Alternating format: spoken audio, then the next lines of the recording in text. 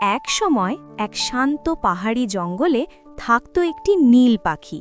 নাম তার Luna. Luna ছিল খুব সুন্দর, কিন্তু সে ছিল ভীষণ অহংকারী। সে অন্য পাখিদের বলতো, আমি আকাশের রানী, তোমরা আমার মতো উঠতে পারবে না। এক রাতে পূর্ণিমার চাঁদ উঠল, আর লুনা দেখতে পেল আকাশে একটি রহস্যময় আলো।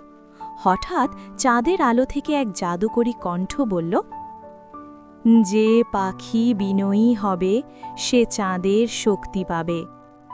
লুনা প্রথমে হাসল, কিন্তু মনে মনে সে চাঁদের শক্তি পেতে খুব চাইছিল। তাই পরদিন সে অন্য পাখিদের সাহায্য করতে লাগল। সে ছোট চড়ুইদের উড়তে শেখালো, বৃদ্ধ ঈগলকে খাবার এনে দিল, আর হারিয়ে যাওয়া কবুতরকে বাড়ি খুঁজে দিল। হঠাৎ আকাশ ঝলমল করে উঠল, আর চাঁদের আলো লুনার ডানায় এসে পড়ল। তার ডানা রূপালি আলোয় ঝিলমিল করতে লাগল। এখন সে এত উঁচুতে উঠতে পারত যেখানে কেউ আগে যায়নি। কিন্তু লুনা তখন বলল, এই শক্তি শুধু আমার নয়, আমাদের সবার। সেই দিন থেকে সে আর অহংকারী ছিল না, সে হয়ে উঠল আকাশের সবচেয়ে দয়ালু পাখি। নৈতিক শিক্ষা: অহংকার ছেড়ে বিনয়ী হলে সত্যিকারের শক্তি পাওয়া যায়।